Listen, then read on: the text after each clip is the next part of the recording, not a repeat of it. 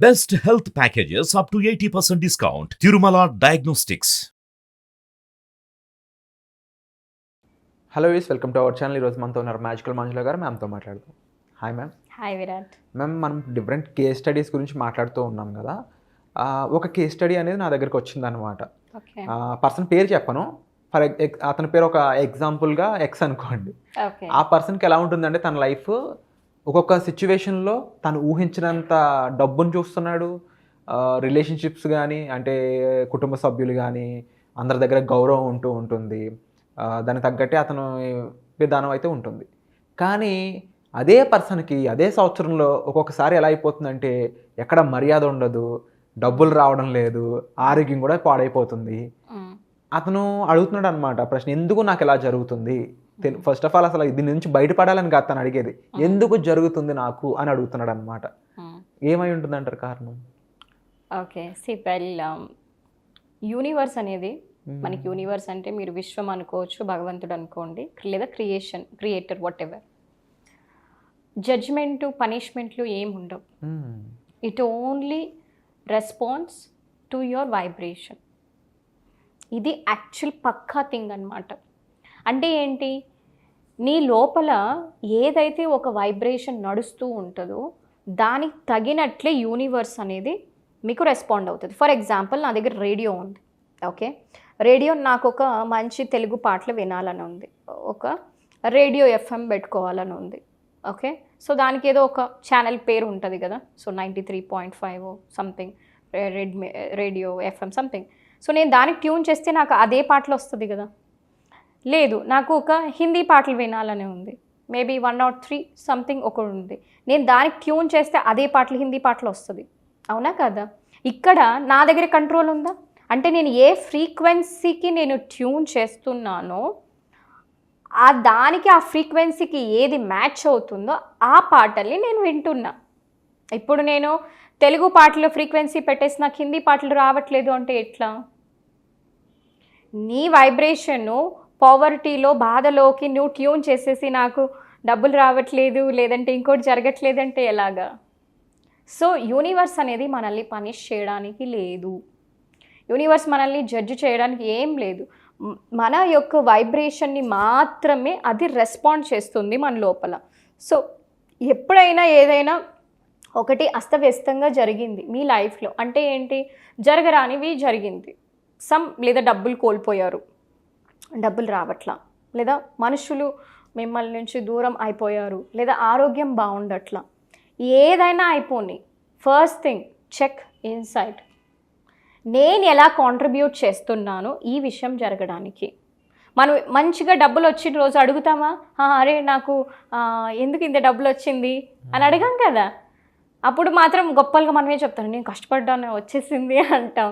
అదే ఒక బాధలు వచ్చేసిందంటే, అయ్యో నా తలరాత్ బాగాలేదు, దేవుడు ఇచ్చేసాడు నాకు ఈ కష్టాలంతా కూడా, లేదంటే నా మొగుడు వల్ల వచ్చింది, నా భార్య వల్ల వచ్చింది, నా బిడ్డల వల్ల వచ్చింది, నాకు ఈ స్ట్రెస్ అంతా వీళ్ళ వల్లనే అనేసి మనం ఏం చేస్తాం, ఒకరి మీద తోసేస్తాం. ఆ బ్లేమ్ గేమ్ అనేది మనం చేస్తుంటాం.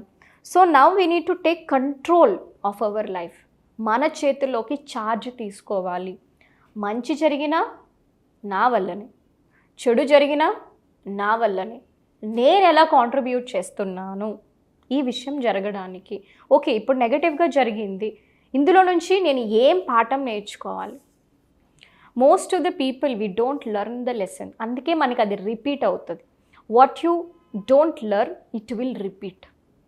ఫర్ ఎగ్జాంపుల్, మనము ఒక 10వ క్లాస్ ఉంది, 10వ క్లాస్లో అన్ని సబ్జెక్టులు పాస్ అవ్వాలి, కానీ దురదృష్టవశాత్తు మ్యాథ్స్ ఫెయిల్ అయ్యాం. If you fail, what happens? Again you have to right కదా, అవునా కదా, రాయాలి. సో నువ్వు ఏదైతే నేర్చుకోలేదో మళ్ళా రిపీట్ అవుతుంది. సో ఇక్కడ నువ్వు ఒక పేషెన్స్ అనేది రిలేషన్షిప్స్లో నేర్చుకోలేదు, మళ్ళీ ఏమవుతుంది, నీకు ఇరిటేషన్ తెప్పిస్తారు. డబ్బులో money is all about psychology Virat. అంటే నీ బిహేవియర్, నువ్వు ఎలా ప్రవర్తిస్తావు, డబ్బు ఉన్నప్పుడు నువ్వు ఎలా ప్రవర్తిస్తావు, డబ్బు లేనప్పుడు ఎలా ప్రవర్తిస్తావు, చాలా తేడా ఉంటుంది.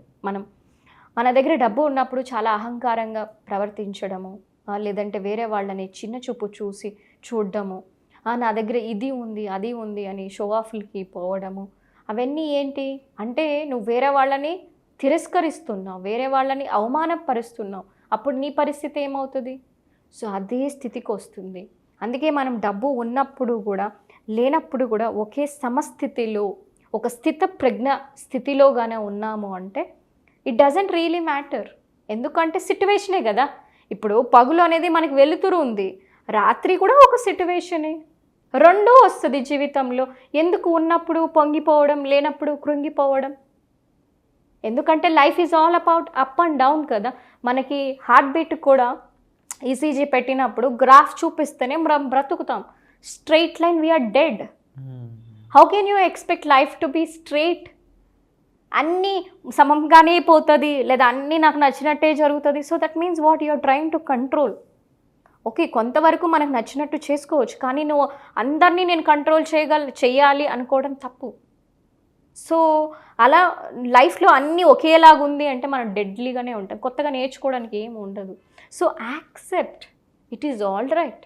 It is all right to fall down. It is all right to be where you are. ఇది యాక్సెప్టెన్స్ లేకనే జనాలు ఎంతో కృంగిపోతూ ఉన్నారు. ఎప్పుడైతే మనము ప్రతి స్థితి ఒక సిట్యువేషన్ని కూడా మనం యాక్సెప్ట్ చేయగలుగుతామో we get lot of peace. ఆ ప్రశాంతతలో మనకి బోల్డ్ అండ్ ఐడియాలు వస్తుంది. ఒక్క ఐడియా జీవితాన్ని మార్చేస్తుంది.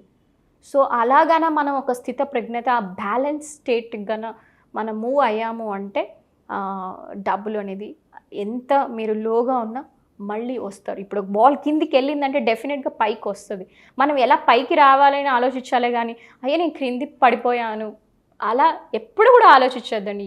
మీరు ఏ పొజిషన్లో ఉన్నా కూడా ఇది మీకు ఏం పాఠం నేర్పిస్తుంది, ఆ పాఠం నేర్చుకొని ముందుకెళ్ళండి. డబ్బుని గౌరవించండి.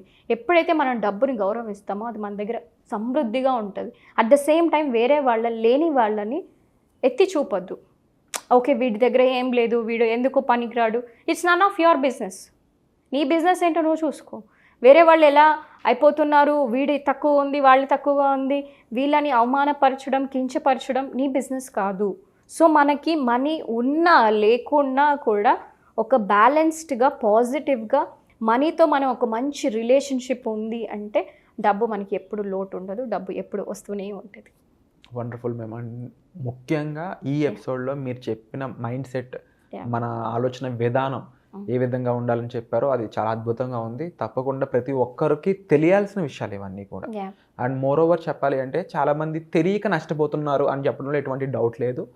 అట్ ది సేమ్ టైం తెలుసుకున్న వాళ్ళు డెఫినెట్లీ తెలియని వాళ్ళు ఎలా నష్టపోతున్నారు, తెలుసుకున్న వాళ్ళు డెఫినెట్లీ బాగుపడడానికి కూడా ఎక్కువ స్కోప్ ఉంది. కాబట్టి దీనికి సంబంధించి మీరు నాలెడ్జ్ పెంచుకోవడానికి, మీ లైఫ్లో ఉన్న ప్రాబ్లమ్స్ని సాల్వ్ చేసుకోవడానికి సంబంధించి క్లాసెస్ అనేవి ఆల్రెడీ చేస్తూ ఉన్నారు.